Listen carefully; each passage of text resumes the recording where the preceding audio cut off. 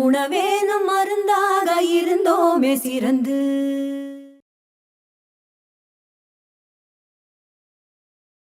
வணக்கங்க. இந்த தோசை சைக்கோவை பற்றி ஒரு வாட்டி பேசியிருந்தோம். அதுக்கு நிறைய கமெண்ட்ஸ் வந்திருந்தது. அதில் புரியாமல் நிறைய கமெண்ட்ஸ் வந்திருந்தது. நிச்சயமாக விளக்கம் தந்துடலான்ட்டு தான் இன்றைக்கி பேசுகிறோம். அதில் எல்லாருமே பார்த்திங்கன்னா ரொம்ப தோசை உண்மையிலே தோசை வந்து ரொம்ப அவங்களுக்கு பிடிச்சிருச்சு போல இருக்குது, அதை விட்டுட்டு வர முடியல போல இருக்குது. அதனால தான் அவங்களோட வேதனையை காமிச்சிருந்தாங்க. அந்தளவுக்கு ஒரு விஷயம் இருக்குனாக்கா அது அடிக்ஷன்னு அர்த்தம். எந்த ஒரு பொருள் அல்லது ஒரு விஷயம் விட்டுட்டு வர முடியாத அளவுக்கு நம்மளை ஆட்படுத்துதோ ஆளுமை செய்யுதோ அது வந்து கெட்ட பொருள்னு அர்த்தம். நல்ல பொருளுக்கு எப்பயுமே வந்து அப்படி ஒரு விஷயம் கிடையாது. நீங்கள் எதை விட சொல்லுங்கள், ஜம்முன்னு விட்டுட்டு போயிட்டே இருப்போம். ஆனால் அந்த ஆட்படுத்துகிற பொருள் இருக்குல்ல, ஆளுமை செஞ்சுட்டு இருக்கிற பொருளை வந்து விட சொன்னோம்னா ஃபஸ்ட்டு விட முடியாது. அதுக்கப்புறம் வந்து அதிகமாக சொன்னோம்னா கோவம் வரும். ஸோ அப்போ அதை புரிஞ்சிக்க வேண்டியது என்னன்னாக்கா அதெல்லாம் நல்ல பொருள் இல்லைன்னு புரிஞ்சுக்கலாம். பொதுவாக தோசை ஏன் வேணாம் அப்படின்னு சொல்கிறோம், அல்லது வடச்சட்டியை வந்து ஏன் தவிர்க்க வேணான்னு சொல்கிறோம்னா ரொம்ப ரொம்ப சிம்பிள் தாங்க. பாருங்க, எப்பயுமே வந்தீங்கன்னா ஒரு பொருள் வயிற்றுக்குள்ளே போகுது, ஜீரணத்தை ஸ்டார்ட் பண்ண போகுது. அந்த ஜீரணம் எப்படி ஸ்டார்ட் ஆகுன்னு கேட்டிங்கன்னா ஃபஸ்ட்டு ஈரப்படுத்துறது தான் ஜீரணத்தோட ஃபஸ்ட்டு ஸ்டெப்பு. எந்த ஒரு பொருள் போனாலும் அது ஈரப்படுத்தும், அதுக்கப்புறம் வந்து அதை பக்குவப்படுத்தும், அப்புறம் தான் ஜீரணமாகி ஒவ்வொன்றா டிஸ்மேண்டில் பண்ணும். ஒவ்வொரு அணு லெவலாக டிஸ்மேண்டில் பண்ணி தான் ஜீரணமே பண்ண முடியும். அதுக்கு அடிப்படை என்னதுங்க? ஈரம் பண்ணுறது. கரெக்டுங்களா? ஸோ அந்த பொருள் ஈரமாக இருக்கிறது தான் நல்லது. இங்கே வருங்க, இப்போ ஒரு இட்லி மாவை அரைக்கிறதுக்கு என்ன பண்ணுறோம்னா, ஹார்டாக இருக்கிற அல்லது ட்ரையாக இருக்கிற அந்த அரிசியை ஊற வச்சு, உளுந்து அது மாதிரி தான் இருக்கும், எல்லாத்தையும் ஊற வச்சு அதுக்கப்புறம் அரைச்சி அதுக்கப்புறம் அதை நொறுக்கி செய்து அந்த ஆர்கானைஸ்லாம் வர வைக்கிறதுக்கு பண்ணுறோம். சரிங்களா? இதெல்லாமே பார்த்திங்கன்னா உணவை எளிமையாக்குறது தான். எப்பயுமே பார்த்திங்கன்னா ஒரு பொருளை வந்து எளிமையாக்குறது தான் அது ஜீரணமாக இருக்கான எளிய வழி. அப்போ எளிமையாக்குறோம், எளிமைப்படுத்துகிறோம், சிம்பிளிஃபை பண்ணுறோம். சரிங்களா? அதுக்கப்புறம் மறுபடியும் தோசை ஆகிட்டோம்னா மறுபடியும் அது ஹார்டாயிரும். அப்போ அது மொத்த ப்ராசஸும் தப்பாக போயிடுது. ஸோ நம்ம நோக்கமே தப்பாகுதுன்றது இதை புரிஞ்சுக்கணும். இப்போ நம்ம என்ன பண்ணிக்கிறோம், தோசையில் ஈரமாக இருக்க பொருளை காய வைக்கிறோம் அல்லது தீய வைக்கிறோம். அதுக்கப்புறம் உள்ளத்தி கொடுத்தோம்னா அதை ஃபஸ்ட்டு நார்மல் கண்டிஷன் பண்ணுறதுக்கே நிறைய உடம்பு நிறைய எனர்ஜி வேஸ்ட் பண்ண வேண்டியிருக்கும். அதனால தான் வணக்கிறது பொரிக்கிறது எல்லாமே வேணான்னு சொல்கிறோம். அது எல்லாமே அதை நார்மல் கண்டிஷன் கொண்டு வரோம்ல, அந்த ஈரப்படுத்துறதுக்குள்ள அதுக்கே நிறைய எனர்ஜி வேஸ்ட் பண்ணணும், நிறைய டைம் எடுத்துக்க வேண்டியிருக்கும். ஸோ அப்போது தோசை வந்து அந்த ஜீரணத்தை அல்லது ஜீரணத்தோட எளிமையாக ஜீரணம் ஆகிறத கெடுக்குதுன்னு புரிஞ்சுக்கலாமா? நம்ம ஆதி காலத்துலேருந்து வேக வச்சு சாப்பிட்றதுக்கு பழகிட்டோம். அப்படியான உடம்பு வந்து எப்பயுமே வந்து பார்த்திங்கன்னா எந்த ஒரு விஷயத்த வந்து ஆரம்பத்துலேருந்தே செஞ்சுட்டு இருந்ததோ அதை திரும்பி செய்கிறதுக்கு வந்து பார்த்திங்கன்னா உடல் விரும்பும், ஒவ்வொரு அணுக்களும் கெஞ்சும். ஏன்னா அந்த ஜீன்லேயே என்னவா பதிவாயிருக்குன்னா, வெந்து சாப்பிட்றது தான் நம்ம ஜீன் பதிவாயிருக்குது, நம்ம அதுதான் பழகிருக்கிறோம். அப்போ புதுசாக செய்கிறது வந்து சிரமப்படும். வாய்க்கும் நாக்குக்கும் வேறு கதை. ஆனால் உடல் அவயங்கள் இருக்கு இல்லையா, அது தான் விரும்பும். நம்மளதில் வந்து பார்த்திங்கன்னா கூட்டு அவியல் அப்படி தான் இருக்கும், பொரியலே கூட கிடையாது. நம்ம இதில் வந்து எல்லாமே வேக வச்சு சாப்பிட்ற ஐட்டமாக தான் இருந்தது. தமிழ் நாகரிகம் இருக்கு இல்லையா, தமிழ் நாகரிகம் தான் இருக்கிறதுலேயும் மூத்த நாகரிகம்னு சொல்கிறோம்.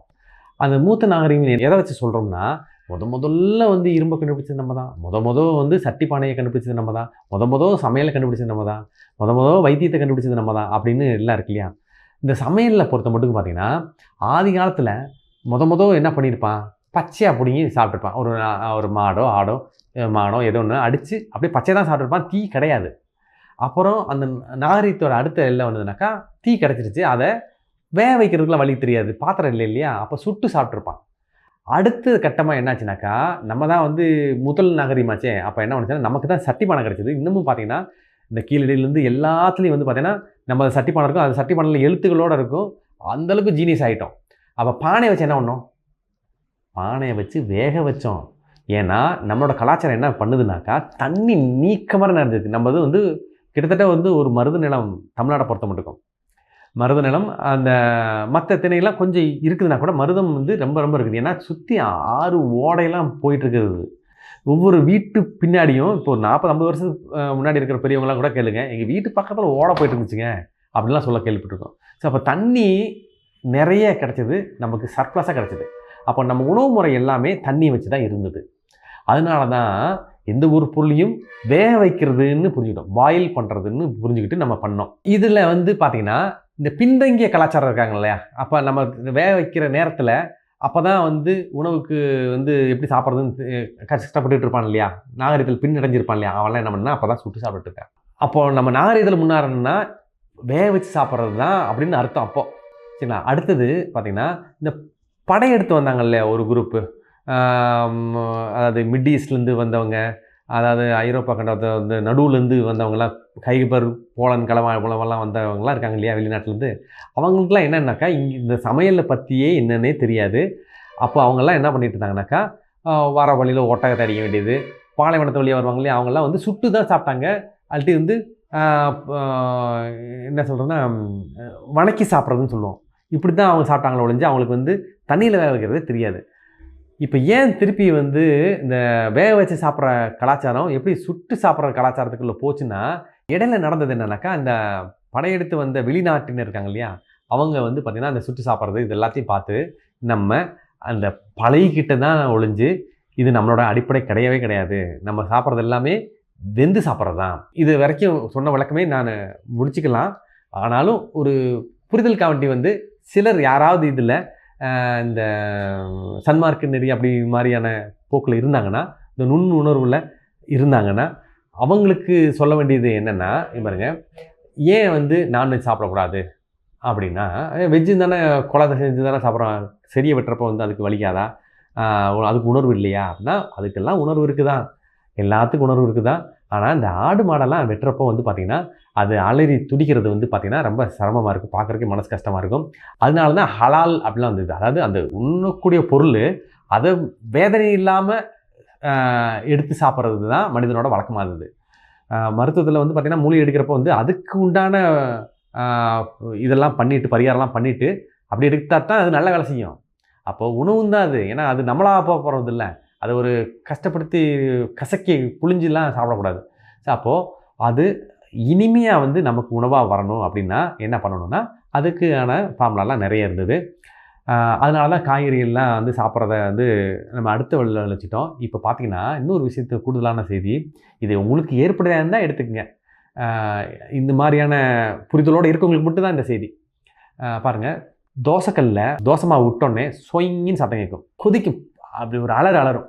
அதுவும் தான் அந்த ஆடு மாடை கொல்றப்போ வரக்கூடிய அந்த அலறுகளுக்கு ஒப்பானதுன்னு எடுத்துக்கணும்.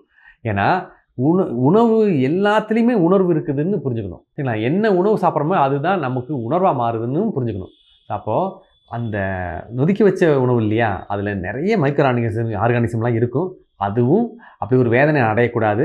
ரெண்டாவது, மைக்ரோ ஆர்கானிசமே இல்லாத ஒரு பொருளாக கூட இருந்துட்டு போட்டோம், அதுவும் அப்படி ஒரு துடிச்சு அந்த சத்தத்தோடு வந்து சாப்பிட்றது நல்லதில்லைன்னு ஒரு புரிதலும் இருக்கிறது. நான் ஃபஸ்ட்டு சொன்னது தான் என்னோட கருத்து. மூணாவது சொன்னது வந்து பார்த்திங்கன்னா, இப்படி ஒரு புரிதல் சமுதாயத்தில் இருக்குதுன்னு யாருக்காவது தேவைப்பட்டால் எடுத்துக்கிங்கன்றக்காண்டி தான். சரிங்களா. ரொம்ப ரொம்ப மாடர்ன் சயின்ஸில் எடுத்துக்கிட்டோம்னா, இவருங்க கருனது எல்லாமே கேன்சர் ஆகணும்னு புரிஞ்சிருக்குமா இல்லையா. வடை சுட்டோம்னா அதில் கருகள் இருக்கு இல்லைங்க, அது சாப்பிட்டாக்கா அது கேன்சர் உண்டாக்குங்க, கார்சினோஜெனிக் அப்படின்னு சொல்லி கேள்விப்பட்டிருக்குமா இல்லையா. அதைத்தானே தோசையில் பண்ணுது. தோசை வந்து கருகி தானே இருக்கும். ஒரு சின்ன சர்ஃபேஸு, சின்ன ஒரு போர்ஷன் வந்து கருனா தான் தோசை. சரிங்களா. அதாவது இந்த மாவு வந்து கல்லில் கண்டக்ட் ஆகிருக்குது, கருகு தான் செய்யும். கம்மியாக இருக்கலாம், அளவாக இருக்கலாம், ஏதோ ஒன்று ஆகும், அது கருகுனா தான் தோசையே. சரிங்களா. அப்போது அதுவும் கேன்சர் உண்டாக்குன்னு புரிஞ்சுக்கலாமா. ரெண்டாவது, எண்ணெய் இருக்குது இல்லைங்க, எண்ணெய் பொருள் எல்லாமே பார்த்திங்கன்னா, இப்போ நம்ம மரச்செக்கு எண்ணெய் வாங்கிட்டு வரோம். எதுக்கு? அந்த ஹீட்டு ஆறுறது, அந்த ஆட்டுறப்போ வரக்கூடிய ஹீட்டு தவிர்க்கணுன்னு தான் மரச்செக்கு எண்ணெய் வாங்கிட்டு வரோம். அப்போது வந்து பார்த்திங்கன்னா ஹீட்டே இல்லாமல் இருக்கணும், அப்படி தயாரிக்கப்பட்ட எண்ணெய் தான் நமக்கு நல்லதுன்னு. சரி, வாங்கிட்டு வந்து என்ன பண்ணுறோம், தோசைக்கல்லில் போட்டு சுட்டோம்னா அந்த எண்ணெய்த்துக்கு அது இதுக்கு மரச்செக்கு எண்ணெய் வாங்கிட்டு வரணும். ஸோ அப்போ எண்ணெய் எப்போ கெடுதுன்னா ஹீட் ஆகிறப்ப தான் கெடுது. அதே இது வந்து அந்த எண்ணெய் குழம்புலையோ மற்றதுலேயோ இருந்ததுன்னா அது அவ்வளோ ஹீட் ஆகுது. டைரக்ட் ஹீட் இருக்கு இல்லையா வடச்சட்டியில் தோசைக்கல்ல, அப்போ தான் அது வந்து 3 மடங்கு ஹீட் அதிகமாகுது. அப்போ தான் அது நோய் விளைவிக்கிற தன்மைக்கு மாறுது. ஸோ அப்போ இதெல்லாம் கணக்கில் எடுத்து தான் தோசைக்கல்லும் வடச்சட்டியும் வேண்டாம் அப்படின்னு சொன்னோம். இது வந்து நிச்சயமாக வந்து உங்களுக்கு நல்ல ஒரு புரிதலை ஏற்படுத்துன்னு நினைக்கிறேன். அதுக்கு மேலே வந்து விளக்க வேணும்னாலும் நான் சொல்ல தயாராக இருக்கேன். இந்த அளவில் நான் இந்த இடத்துல நிறைவு செய்கிறேன். வணக்கம். உணவேனும் மருந்தாக இருந்தோமே சிறந்து